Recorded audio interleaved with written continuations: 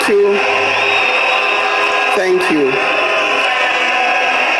To His Excellency, the President of the Republic of Kenya,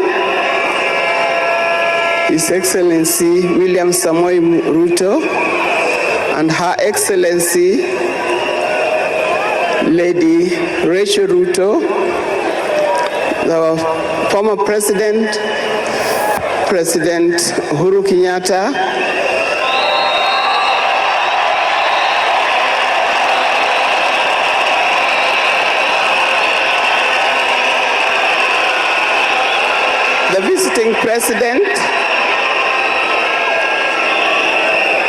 the visiting president past and present, the deputy presidents, all distinguished guests, ladies and gentlemen, and watu wetu wa Kenya kwa jumla, hamjambo. Today is a very unique day. It is not every day that I would be standing here to say something to the nation and to the world about my dear husband, Raila Amolo Odinga.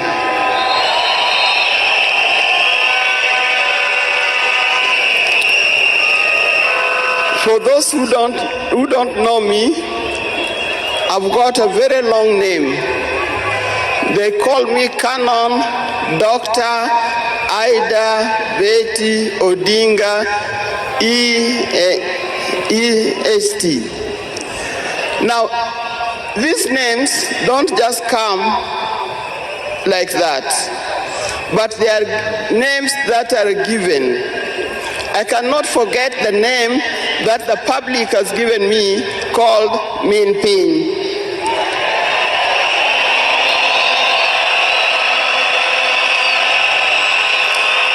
That name is a very heavy name because it is a name that puts a lot of responsibility to the owner of that name. I'm also gotten the name of Peace Ambassador.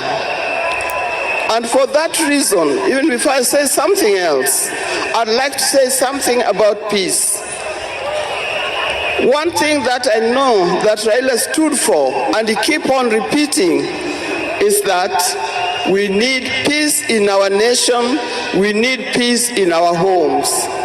And peace will not survive in a situation, in a chaotic situation. For that reason, I appeal, today I appeal, let us mourn Raila in peace. I know you are all concerned, I know you are all mourning, you are sad about this, but let's keep peace so that the peace can prevail, not only here in the stadium, but also in the rest of the country. Coming to talk about my dear husband, Raila Amolo Odinga. I first met Raila way back in the early 70s, and we got married in 1973. For that reason, I've lived with this man for 52 years.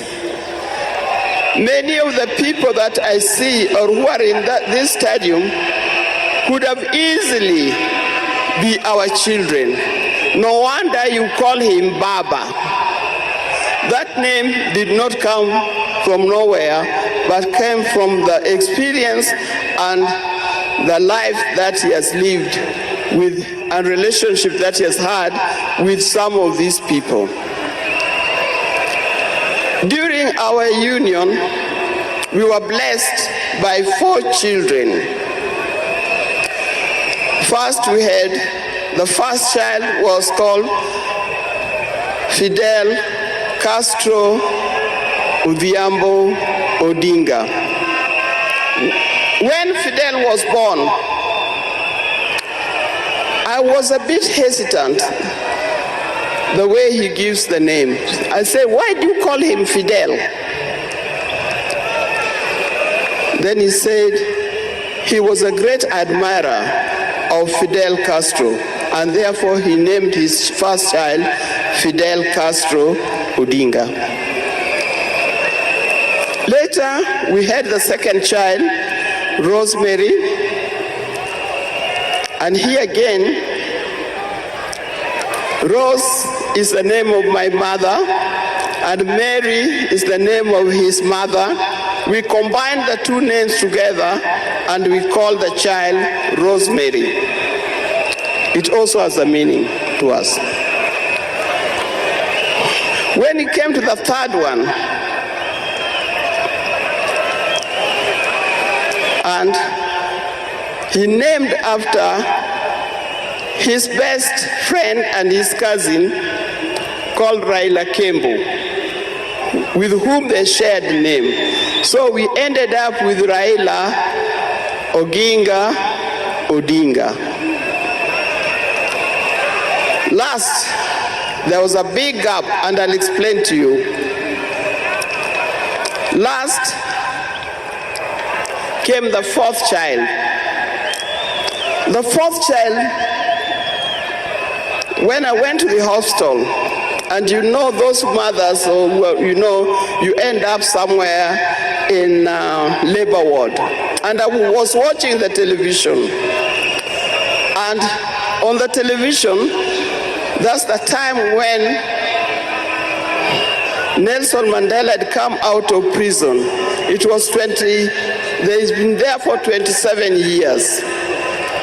RAILA also had been in prison, but that's not why we named her Winnie. And I was watching the television, I could see Nelson Mandela and Winnie Mandela holding hands as Mandela walked out of the gates of the prison. By then, I didn't know what kind of child I was going to get. But then I said, if it's a boy, we'll name him Wilson Mandela. But if it's a girl, will be Winnie Mandela. And therefore, Winnie Mandela arrived. And that's the fourth child. I see when you look at this naming of the children, I know these days you can name your child anything that you want, but I'll appeal to those who are still having babies. Give your child a meaningful name, because you name them people you never saw, you never heard of, simply because it saw the name written somewhere. There's nothing wrong with giving our children the names of the people who in our lives we think are the heroes. Our life was not smooth life. Just like any other family, there's been ups and downs. But as we continue living together, we've learned how to cope, because we all have weaknesses and strengths. We learned to talk straight to one another. We learned to speak the truth, and we learned to forgive and move on. Now that forgiving spirit was not only in the home, but is something that has spread to the Kenyan.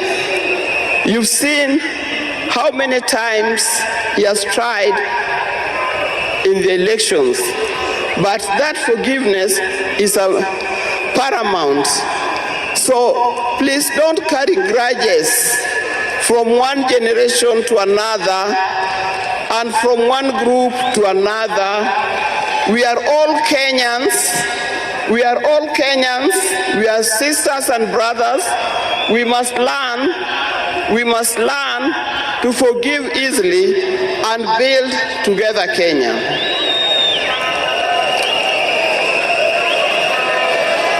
Towards the end, I'll not say everything. I would like to say everything, but time would not allow. And a span of 52 years is not a short time. I hope that when I get another opportunity on Sunday, I'll be able to say more. But one thing that he kept on repeating to me is that we must urge Kenyans,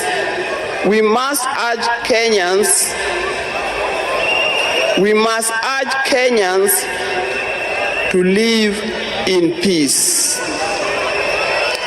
He kept on repeating that. We must repeat it to our Kenyans, we live in peace. Raila hated dishonesty. He hated dishonesty. He hated greed.